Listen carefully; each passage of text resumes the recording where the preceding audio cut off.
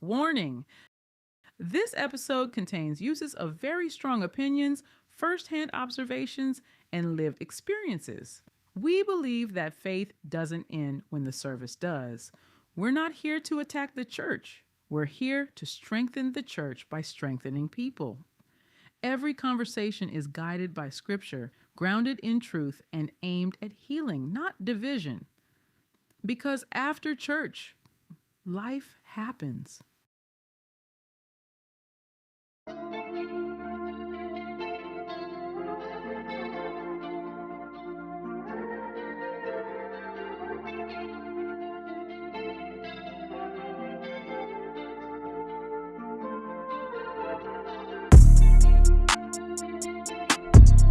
Hey guys, we're finally here. Welcome to the After Church podcast. Really excited to be here. Equally as excited to have as my guest brother Corey Gray. He has so many titles. He's a minister of music. He's a music producer, also a filmmaker, and much, much more. So Corey Gray, welcome. Thank you. Thank you for having me. I'm excited about this as well. Yeah, this is great.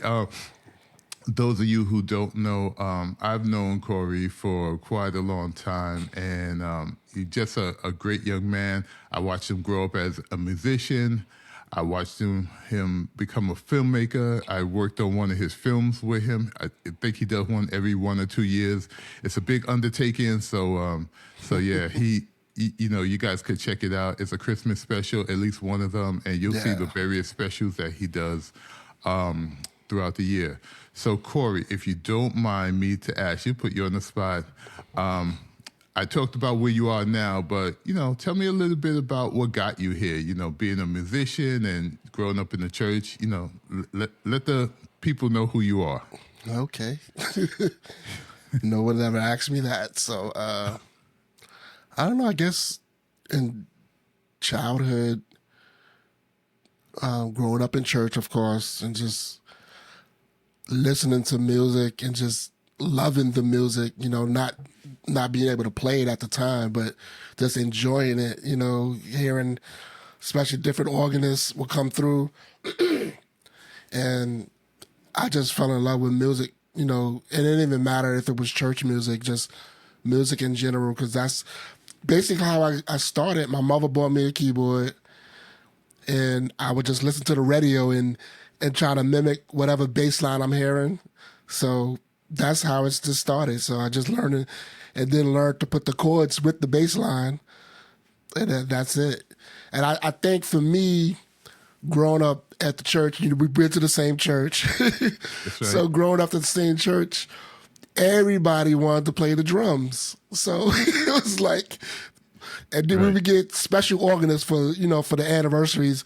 But like, we didn't have an organist throughout the whole year until the anniversary. But everybody just like a whole bunch of drummers, like nobody's playing the organ. So I think that's what kind of pushed me to that direction, because you're just never going to get your turn. It was always like a race to whoever got there first played the drums. So yeah. So I don't know, I fell in love with just playing the organ, and that was it from there. Yeah, phenomenal. Yeah, everybody knows you from the Bronx and beyond. Yes. Yeah, thank you for that, man.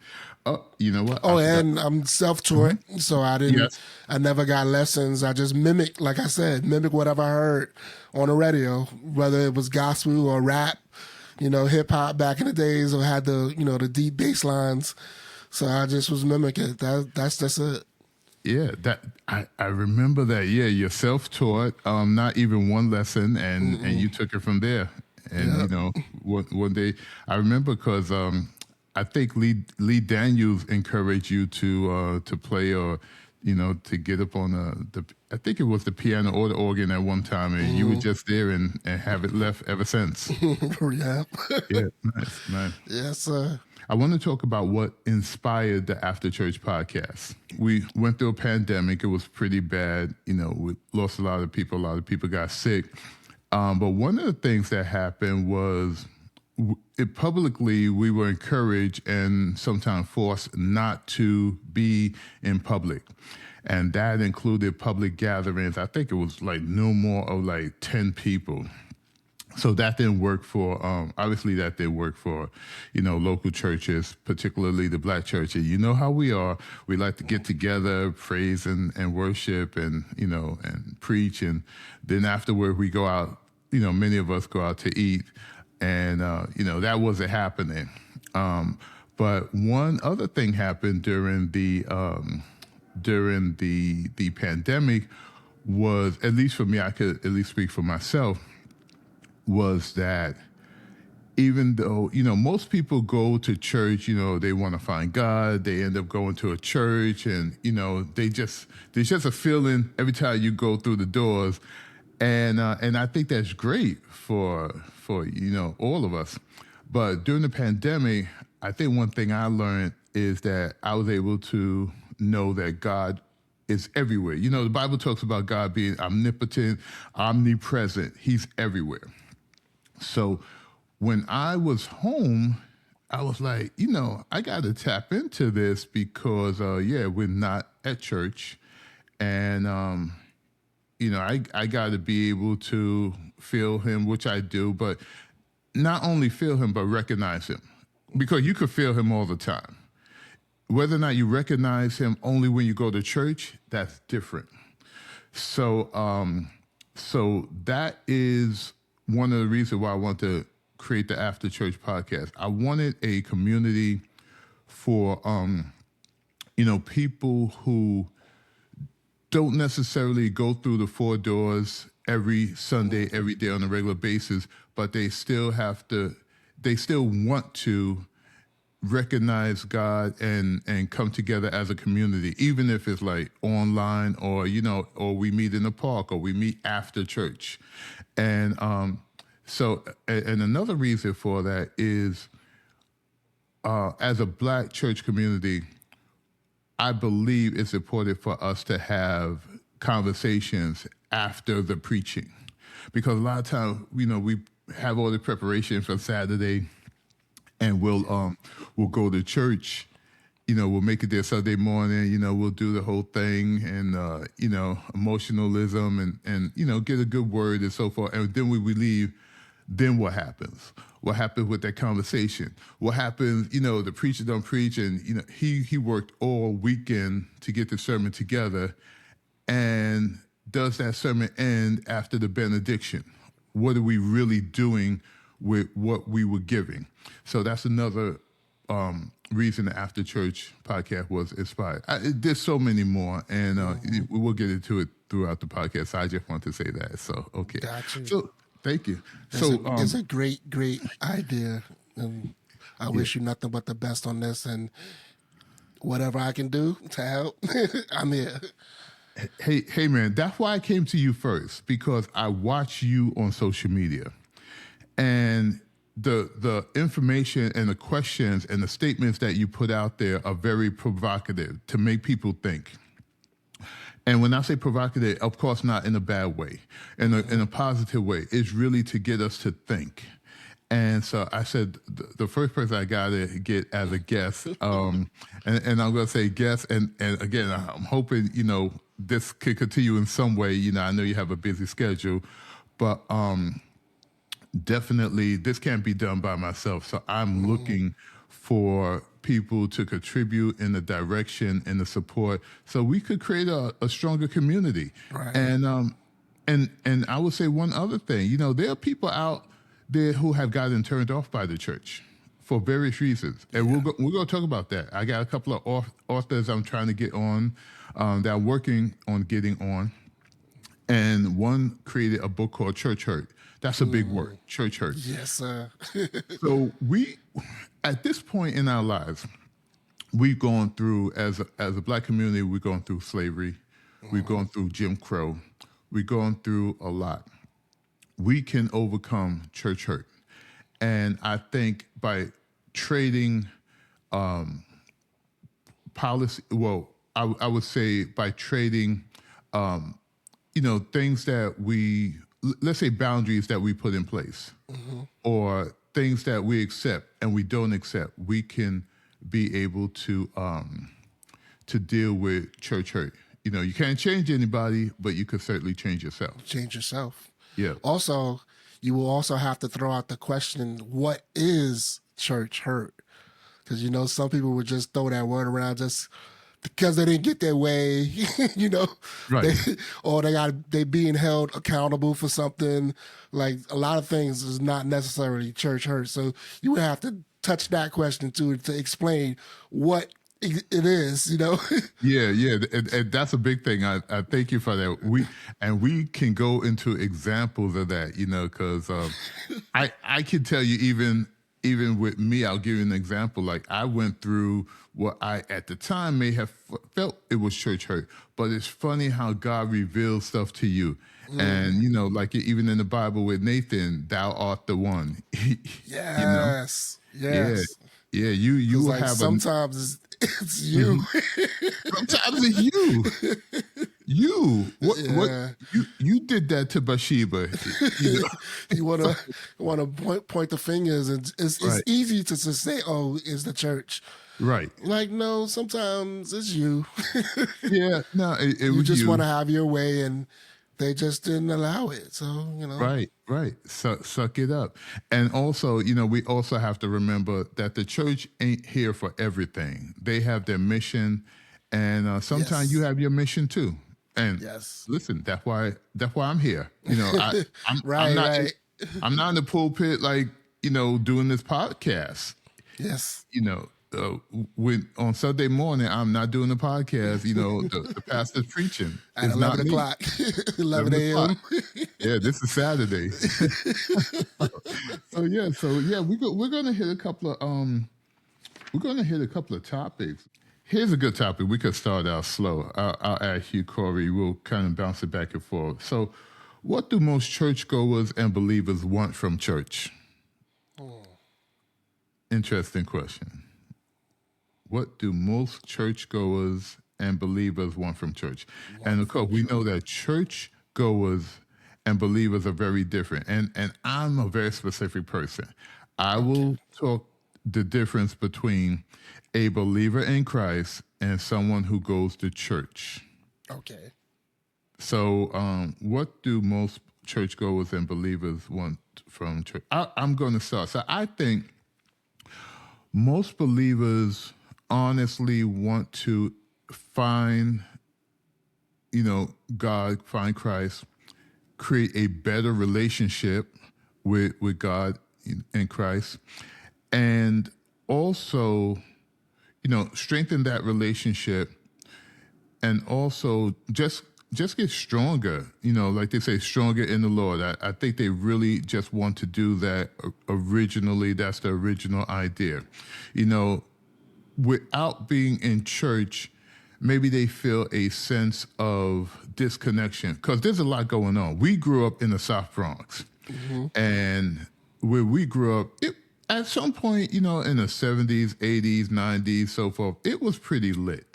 At least when I lived, around the area. It's pretty lit, a lot of activity. Still is. Still is. Right. A lot of negative activity. On the other hand, when I say churchgoer, I kind of mean people who kind of go for form or fashion sometimes too. They know they want that good feeling. They want the sense of community. But are you really committed where you're living that life? And you give your heart to God, to Christ, which let's say you have, but you're still living that outside kind of, but I'm going to go to church and do my thing, get my praise on, get my dance on. Like what do you think? Maybe, I'm a little bit out of touch. Well, what I've noticed now, church goers, they're just looking for something exciting. Right. Because you have people who, just the other day, someone asked me about their ministry, a ministry in their church participating in one of my events. And I said, which church? Because you've been a part of several churches in this past year. So I'm just thinking about it. It's like maybe they're just looking for whatever's the exciting church at the time, like which church everybody's going to, what pull at your emotions.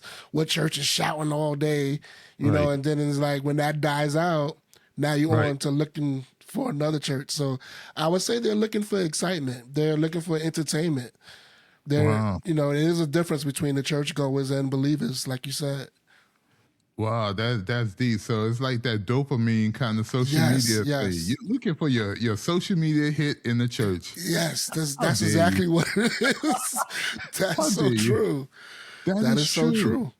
And Because if you oh, go ahead. ask people, and I know people leave churches for various reasons, but to be a part of several churches, like just sit down and let God lead you to the church you belong to, and not just leave just because it's something better. Is a church over there better? I should say that because Right. the church is for you. So whatever fits what you like, it doesn't mean it's better or worse than the other church. People, that's another topic, But because you leave a church just because you feel like it's more exciting, or it's just the music is better, it's like Right. different Right. reasons. So that's reason that's reasons I think church goers go to church. Gotcha. And of course, we know, we have a good idea why believers go to church. You just love the Lord. You want to hear the word, a good word. Yes. And that's good. And then you take it on with you, and it sustains you, I think, To be inspired or encouraged for the week coming ahead, Right. or just reassurance that everything's going to be all right. Just put it in God's hand, and that's what the people want. That's Yeah. what the believers want. Yeah. They could care less about the excitement part. Right. Just give me the word, and I'm Right. good. Something to believe in, like the old mother. Well, I can't even say old mother, but when we grew up, Reverend Lee Daniel was big on hymns. Remember, Yes, yes. he was big on the hymns, like the old time hymns. Yeah. Not, you could have some fast stuff too. He was okay with that, but you had to play the hymns as a musician. You had to learn that. Had to know And- them. yeah, you had to know them, and you had to know how to sing them. And he wanted those hymns on Sunday morning because that's where even through the hymns, that, and he preached, but the hymns kind of brought the word and everything together. Yes. Something you could You participate can, in. you can. I always tell ministers of music, just mix it up. Right. Don't get rid of anything. People say, "Oh, it's traditional." No, just keep everything, because you have all types of ages in your church. So all types of genres you should touch with the music. It should be Exactly. able to reach everybody, even if it's just one Sunday a month. You do hymns. Just mix it up. That's right. I love that. I Give love something that. for everybody. Gotcha. Love that. Okay. So we're going to talk about growing in the church, wanting and trying to grow in the church. So this is an interesting topic, at least for me. I like to say, sorry, I'm stuttering. I like to say right. I was almost born in church. With my first remembrance of being alive, I woke up in church. I'm serious. I don't remember like being at home. I remember being on my mother's lap, and it was a worship service in a Church of God in Christ. Which, if you know Church of God in Christ, it was like Yeah. the thing. So, but we start out in church. A lot of times we'll hear the same sermon over and over, different ways, so forth, like that. So people want to grow in the church, but when you look at growth in the church and an individual growing in the church, sort of like, what does that really look like? Because if we went to school, we started at kindergarten, and then we go to first grade, second grade, third grade, all the way to the 12th grade. Maybe we'll go to college. Some people get their masters. So church doesn't necessarily have a growth or a succession pattern for an individual. You can start out here, in our case, or the choir is a tiny tot, and then you can, grow to different choirs, Right. and then maybe you become a deacon, usher, the different positions, but there's not really a growth that's set out. And I think people, for lack of a better word, sometimes get tired of hearing the same sermons and they feel they're not growing. Yeah. Is that even a true statement? And if it is, how do we? How are some things that you think maybe we could deal with that?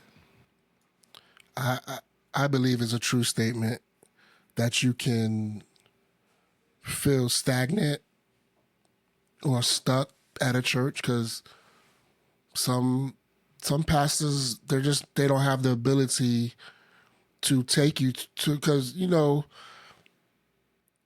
have to look inside yourself and understand there's more in me. There's more for me to do in ministry, and I'm not being used. I'm not being taught anything better than being an usher at the door. You're called for better, or I wouldn't say better, but called for more. So you would have to seek another mentorship or another leadership, and which would cause you to leave a church. So I believe that is a true statement to kind of outgrow where you was planted. Many of us, and I say because there's people I know who are not members of their home churches at this moment. Right. So they would leave their home church, and now they're preachers, now they're pastors. So it's like if they never left that, they wouldn't have grew. Wow. So it's a true statement. Wow. Wow. Sometimes you have to just make that move for growth, not church hurt, going back. Right, It wasn't church hurt. It's just you wanted to grow. You felt like it's something more that I should be doing, and it's not happening here. Right. And listen, you said that very eloquently. I want you to know that you did. I don't want to. It's not even politically the way you said, not to hurt anybody's feelings. You said it very eloquently and very truthfully, which I thank you for. So the other part to that I'm going to say is when somebody does leave a church because of a growth issue where they feel stagnant and they need to leave and go to another level of their life where they can be used as a community. Maybe we should celebrate that instead of just sometime alienating them as if they abandon us or abandon you. And I see that a lot. Because that's that ego. That ego comes to play, and maybe they feel like, I don't know, maybe it's just a self thing that it bothers them that they wasn't able to help you. So they throw it off by being mad at you. And sometimes they have the whole church mad at you. so you can't even come to visit without being felt like you did something wrong, and all you did was just go to another church. I didn't leave God. Right. And I still love y'all. That's why I'm here visiting on the anniversary day. You know what I mean? Hey, listen, you preach it. I just want to get up and run now. You preach it. Oh, man. They've treated you so bad. And I'm saying this out of experience and people I know who've gone through these things. Like, don't be mad at me. Yeah. Celebrate you. We didn't leave on bad terms. So there's no reason for you to be so upset. Right. I still love you guys. And to gather up other people to not like you now, it's weird. So now that makes me think, is this a church or is it a cult? Because they following you or God? Because we all should be, we're all on the same team. We should be on the same team. No matter where you play at. It's the same NBA, with no matter what team you are. Right. We all for one goal, and that's just to get the gospel message across to anybody by any means. And like you said, you're not in the pulpit, so you can preach the gospel, because we all should be preaching and teaching the gospel to anybody who wants to hear about it. That's right. That's the Great Commission. So why be mad at me? Because now I'm successful and you have nothing to do with my success. Now you want to put it off like I did something wrong when I didn't do nothing wrong. I just felt the need that I had to grow, and I wasn't growing here. So just Exactly. say okay, invite me to come and preach. If they're a preacher, That's right. it That's shouldn't be right. no hard feelings. That's I right. just wasn't grown here.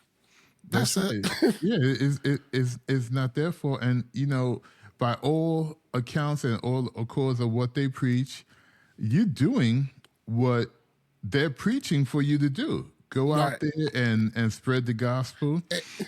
I'm sorry, go ahead. And think about, I believe is in the church covenant where it talks about when you remove from this place, you will reunite with another church. As Like soon that's as what it possible. says. That's what it says, And we're right? supposed to get a letter from you.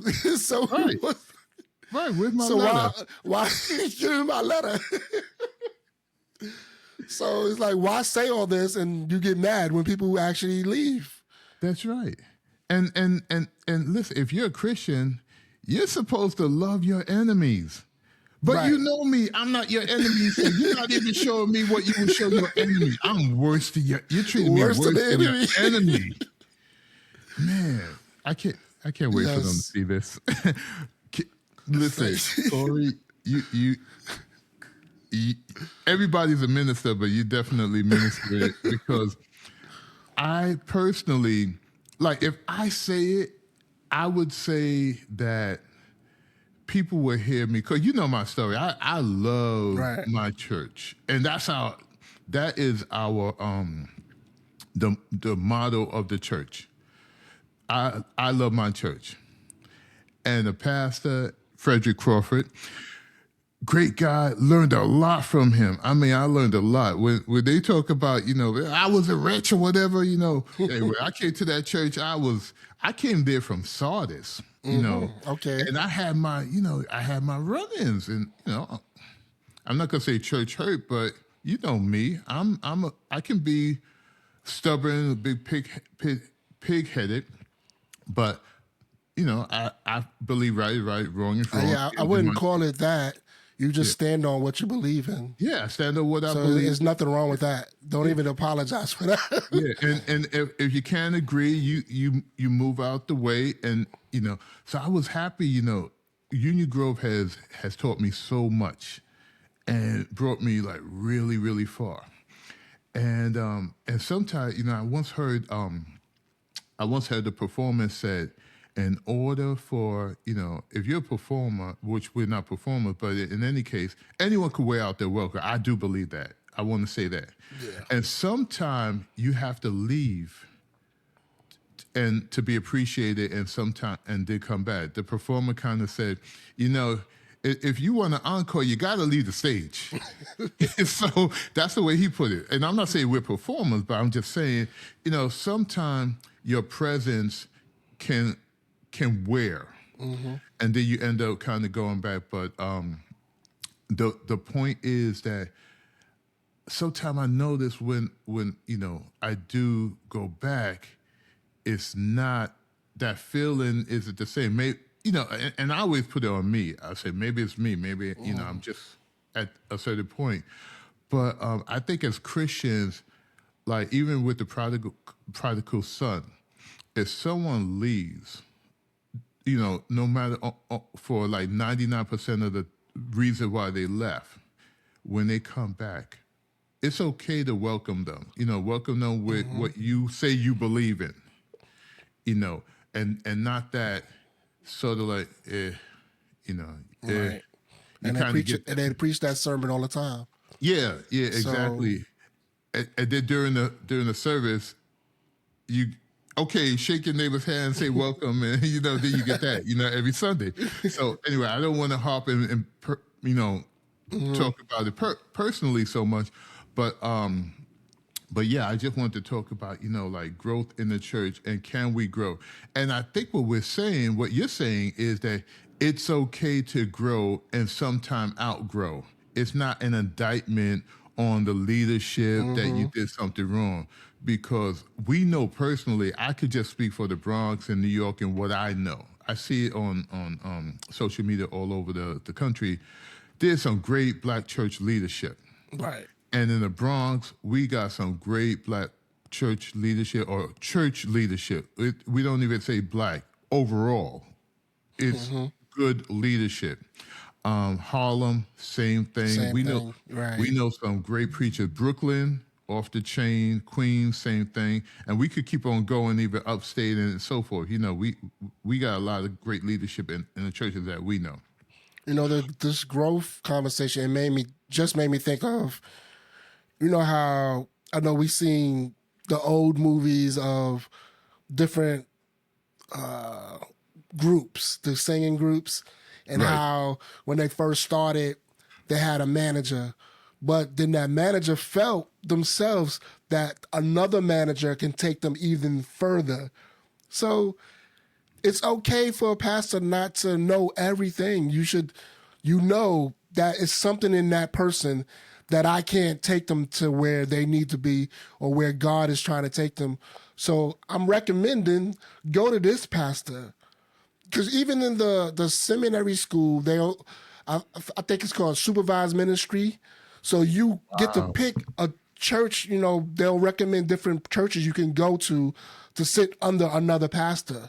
So I Wow. think of it like that too, because you can't do it. You can't be everything. You don't know everything. So it's okay if if they want to go somewhere else to take their ministry further. And we I can't love be that. mad at that. Because I often think about how pastors say, they brag about, oh, God called me to this church.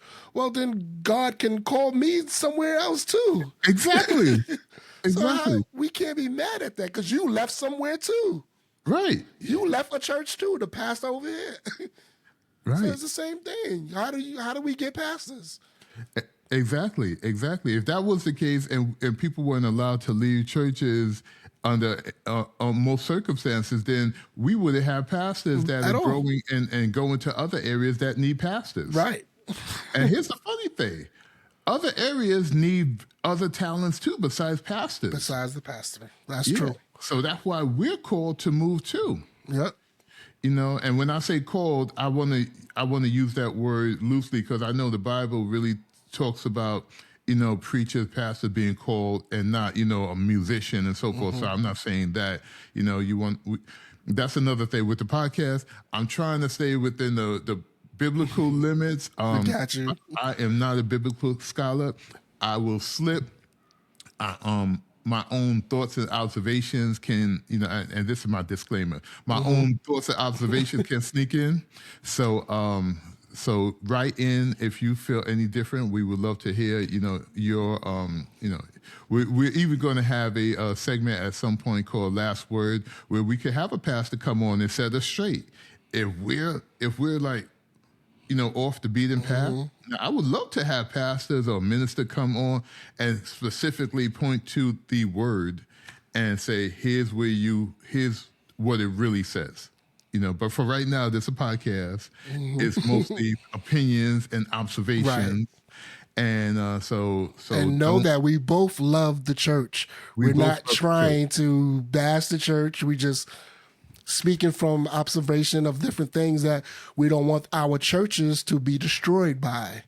That's all. But we do love the church. I love it. I love my church. But okay, so I know we're on about 35 minutes, but let me look at these subjects. Let's try to hit one really good subject. Okay. We're going to eventually talk about church hurt, but we're not going to talk about that today.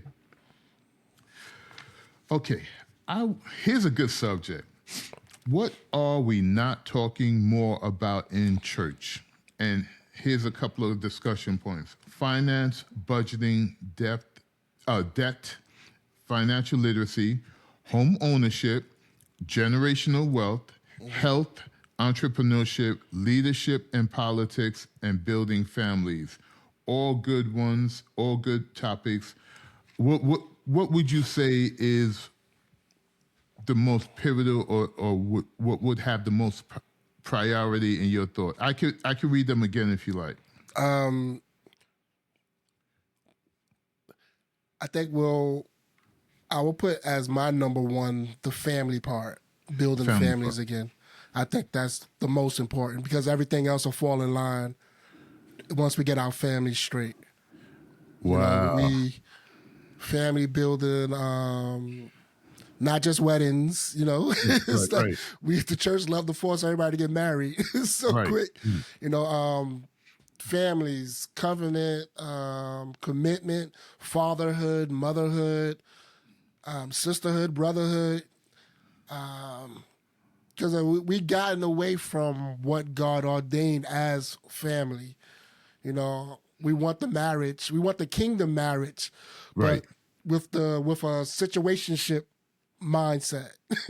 Right, So right, we just because we think, all right, because we shacking, so let's get married. No, but you're right, not really ready for that, and the church is not teaching us that. They're just saying, don't shack. You should be married. So you right, hurry up and get married, but then the marriage don't work out. right. Marriage without preparation. Yes, We're not preparing. We're preaching, but we're not preparing our people to be married and create that union that God has ordained. yes. Wow. I'm not going to say any names, but someone right now, one of my friends, she's going through some issues in her marriage, and she's been trying to talk to the pastor, been trying to meet with the pastor, or not her, both of them, the couple to meet, haven't met yet. So what happens? Their marriage is in trouble, and she's telling you this as, Right. you're her pastor and you're not even helping, you're not even making time. And I think the pastor met with them before they got married, but that was it. It was no other counseling. They need counseling, and I believe just this Sunday she didn't go to the same church. She went to another church that Sunday, and that's her husband's church. So he went, but she didn't go. She went to her old church, and she said she felt better there. Felt better. So Wow. it's like now you have a married couple worshiping separately now. Separately. So the family's literally split. Yes. At that core area. So I agree with you. I mean, originally I thought, financing, budgeting, and debt. But that's financial good too. but going back to the family, here's why the family is important. Exactly what you said. If the family's strong and you get the family right, everything else on this page will fall in line. Yes. Because that's the way God meant it to happen. Adam and Eve in the garden. I gave you, Adam, I gave you this helpmate because you needed help. And I want you guys to be over this domain. And here you go. And everything would have worked. Yep. So, Everything so falls in line. I like that. So, as you know, me and Felipe have 2 children, Monica and Sabrina. Throw them out there. Shout out to the kids who do well. But one of the things, our daughter Sabrina asked me and her mother about is how you two get started, how this and how that, because she's looking to get married as well. And my advice to her is always, biblically, a man should be looking for a woman, or a man should be looking for a wife. A potential husband should be looking for a potential wife. So be the type of, woman in the Bible that the man was looking for. So, I know that there's the scripture about the, I think it was the bridesmaids or the virgins who were waiting with their lamp, and they were doing certain things to be prepared. Yes. They were just sitting there waiting for the groomsmen, and they wanted to be prepared. So I think on one end, our women in the church, the older women, we got some great mothers, should find a way, if possible, to prepare the younger women to be wives, number one. But we as men, and this is why I say in our men's group, we have to start preparing these young men as best we can. And then not only our young men, but see what we could do about the young men in the street. Because our young men, they're just, I kind of want to throw this out here. I don't know if it'll make the podcast, but they're with the hit it and quit it, Yes. And that does not make a marriage. And then, But I mean, not to cut you off, the women, the younger women are the same. They want to hit it and quit it too.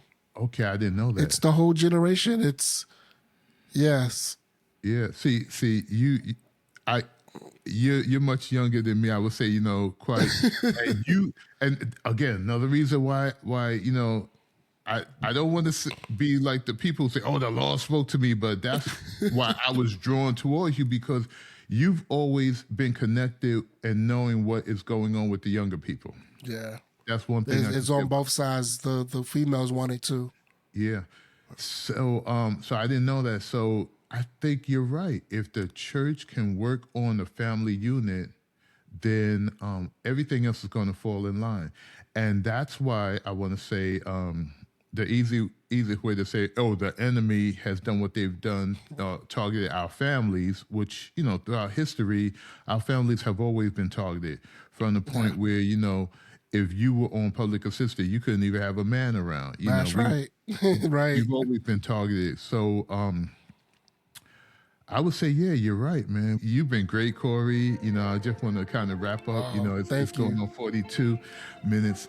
I'm in awe because I appreciate you for even thinking of me. Yeah, I enjoy this, and this is outside the box for me too, and I'm an outside the box type of person. Yeah, but this is new for me, but I enjoyed it. So, brother, thank you. God bless you. Appreciate you, bro.